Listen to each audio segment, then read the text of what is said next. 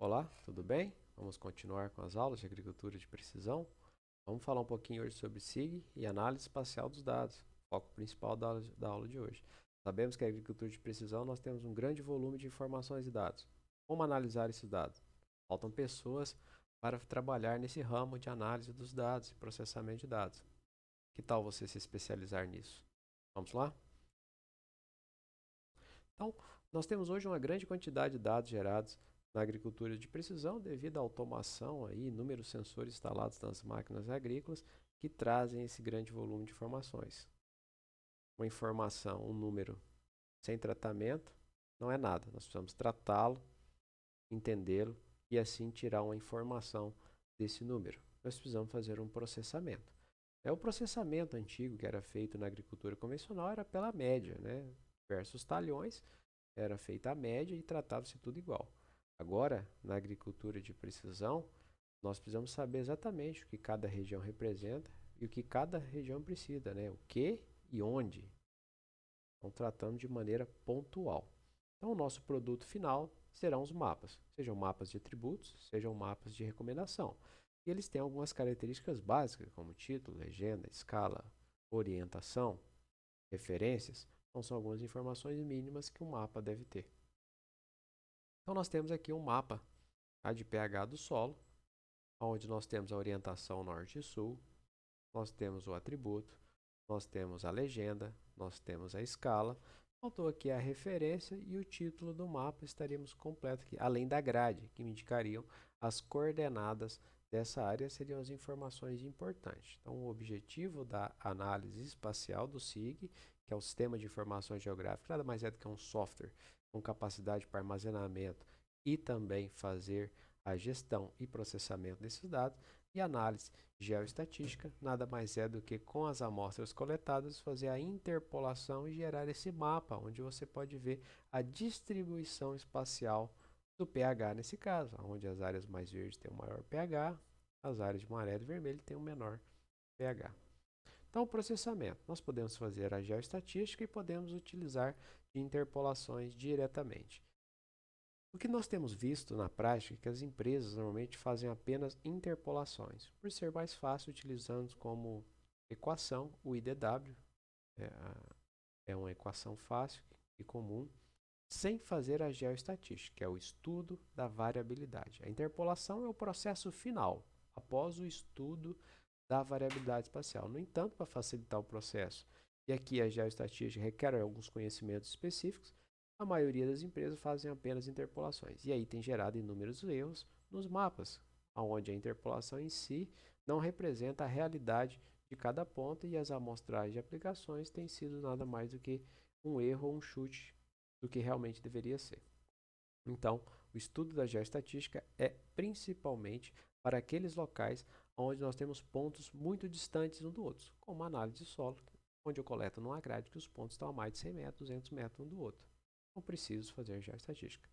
Interpolações podem ser feitas em dados altamente adensados, como o mapa de produtividade. Esse é um mapa que eu posso fazer interpolação direta sem utilizar da geoestatística, porque ele é um mapa altamente adensado. Tá? Então, o SIG nada mais é do que o Sistema de Informações Geográficas, um software potente onde nós vamos organizar os dados e trabalhar a análise espacial e fazer a produção dos mapas. Então, o SIG em si é um sistema computacional para tratar as informações georreferenciadas, permitindo análise espacial, modelagem e também as interpolações.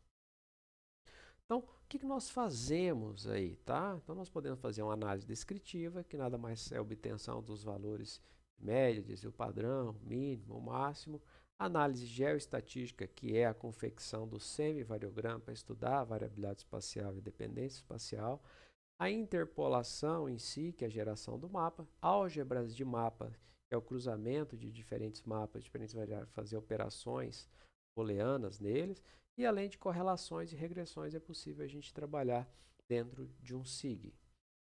Fazer a representação em mapas, que pode ser do tipo vetorial e do tipo raster, só lembrando esses conceitos. O vetorial é aquele representado por pontos e linhas, como você pode ver aqui, e o raster, ou matricial, representado numa grade, como vocês podem ver aqui em quadrículas. Normalmente, todo o resultado de uma interpolação num software sai em raster. Depois eu posso, claro, vetorizar e transformar isso num dado vetorial. Mas a princípio ele vai sair em raster. Então, modelo de representação, eu vou utilizar as coordenadas geodésicas e o TM. Né? Então, neste caso, o vetorial, o processamento é mais pesado. Já no modelo raster, ele é mais fácil a análise e o processamento.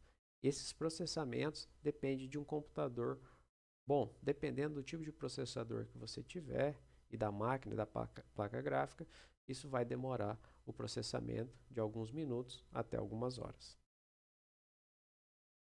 Então, o uso do SIG, tá? Nós podemos fazer usando o SIG, planejamento da grade amostral, fazer a exploratória, fazer a modelagem, obter a superfície interpolada, fazer a análise da superfície, fazer recomendações, intervenções, tudo dentro de um software de um SIG. Um exemplo claro aqui para nós é o software QGIS, que faz todas essas análises dentro dele.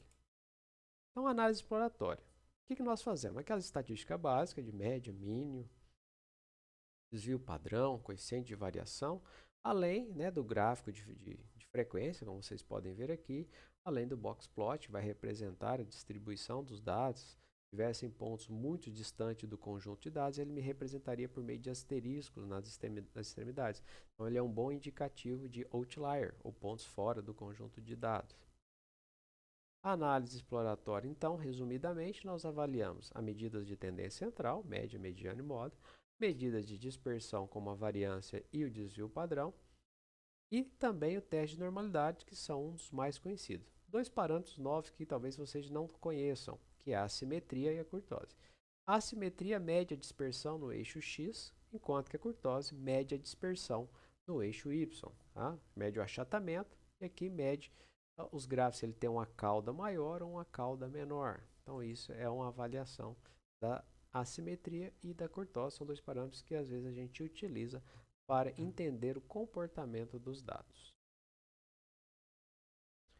Então, eu preciso ter vários anos, safras diferentes, tudo, para entender a minha propriedade. Eu preciso fazer uma análise conjunta. Como eu disse, a agricultura de precisão gera muitas informações e eu tenho que ter organizado isso dentro do meu SIG de maneira hierarquizada, em pastas, grupos, subgrupos, para que eu não me perca. Em algumas situações, nós vamos precisar fazer a normalização. Como é que eu normalizo? Normalmente eu normalizo em relação ao valor médio da área. Faço a média da área e aí pego o valor do ponto menos o valor da média dividido pelo desvio padrão. Eu vou ter um valor normalizado.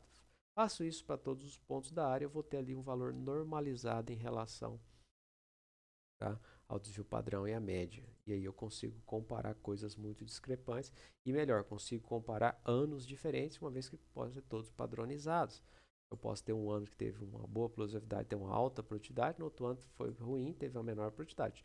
Mas na hora que eu padronizo em relação à média, o desvio padrão, tudo vai ficar igual. E a variabilidade temporal vai desaparecer neste caso.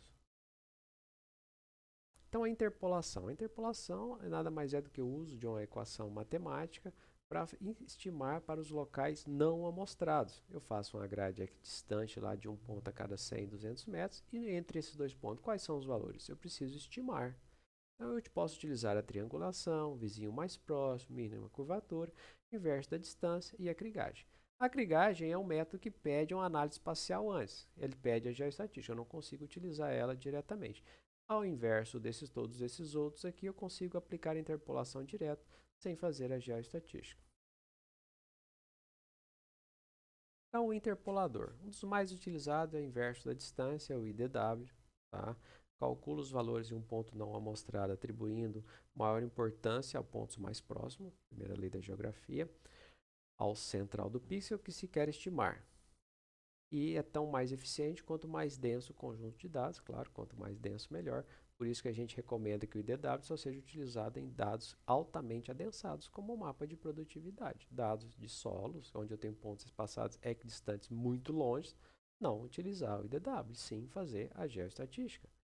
E a P utiliza o ponderador 2, tá, do processo. Então está aqui a forma do inverso da distância, tá, utilizando o interpolador 2. O que é a geoestatística? A geoestatística foi pensada, né? Pensando na lei da geografia, as coisas mais próximas são mais parecidas. E em 1951, Krieg, que era um minerador, estava minerando na África do Sul, ele começou a observar se levasse em conta a distância entre os pontos na mineração, havia uma correlação entre o que ele estava estimando. Só que aí ele era um minerador e não tinha conhecimentos matemáticos para isso, e aí com o Materon, é um matemático, em 1963 ele criou isso matematicamente, chamou isso de teoria da variável regionalizada. Tá? Então, a geoestatística é uma reunião de conceitos, né, para o estudo da variabilidade espacial, com as informações que são georreferenciáveis e apresentam dependência espacial.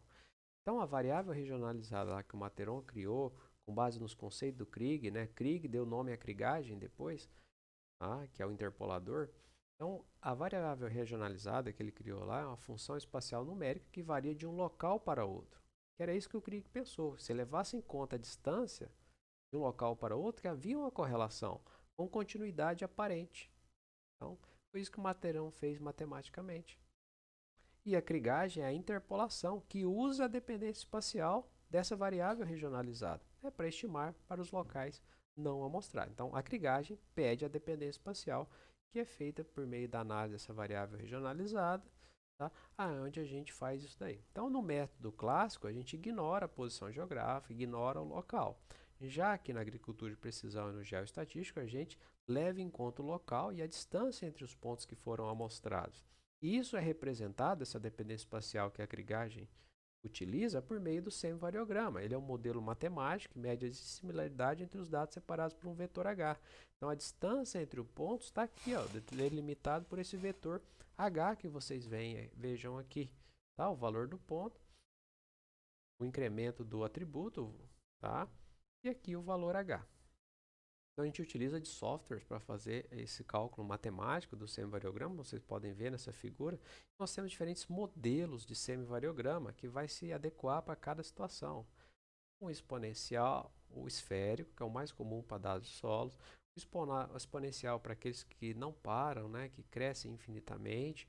O gaussiano para aqueles que têm uma leve variação no início da distância, né? Uma vez que aqui eu tenho distância entre os pontos e aqui a semivariância, tá? Que é a variância dividido por 2.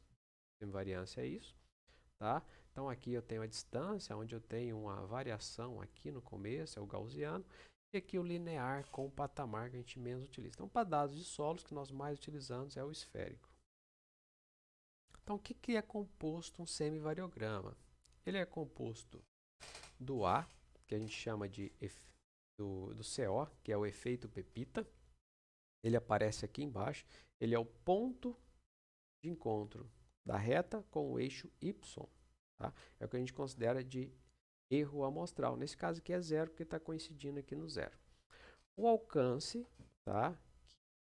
Ele indica, tá, até onde ele se estabiliza, a parte superior aqui, ó. Então, nesse caso aqui, seria mais ou menos no 9 aqui, que é o patamar, que é o alcance, quer dizer. Então, o alcance seria de aproximadamente 9 metros, ou 9 quilômetros, depende da unidade que estiver utilizando. O patamar é onde estabiliza a variância, que aí olhando aqui para o eixo Y, seria onde ele estabiliza aqui a, a semivariância, e a variância estrutural é um pelo outro aqui.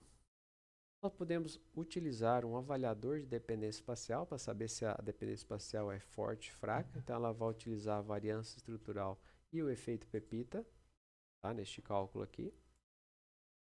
E uma coisa que é interessante nesse processo, que alguns softwares permitem, é fazer a validação cruzada. A validação cruzada é uma autoavaliação daquele modelo. Nós estimamos o modelo do semivariograma. O que a validação cruzada vai fazer? Vai tirar um valor original do conjunto de dados e vai estimar ele utilizando o nosso modelo. Então, quando o modelo fica bom, as retas ficam uma em cima da outra, a reta estimada e a reta original, ou atual que foi calculada. A atual e a estimada, elas vão ficar sobrepostas e eu vou observar um coeficiente angular em torno de 1. Quando o modelo é ruim, a gente vai ver as retas cruzando uma sobre a outra e o coeficiente angular muito baixo, dizendo que o modelo não está adequado, eu tenho que voltar no meu processamento. E por fim, a krigagem aqui, que é o método agora que vai ser utilizado como interpolador para estimar, né, para os locais não mostrados, utilizando a dependência espacial calculada no semivariograma. Ele é o melhor estimador que existe, né, porque ele não tem tendência e a variância dele é mínima. Ele atribui pesos, essa sigla aqui, aos valores medidos, utilizando também a primeira lei de geografia, que os pontos mais próximos são mais parecidos e os pontos mais distantes são menos parecidos. Tá? Então é isso que nós tínhamos a apresentar sobre a aula hoje de SIG e análise espacial. Tchau e até a próxima.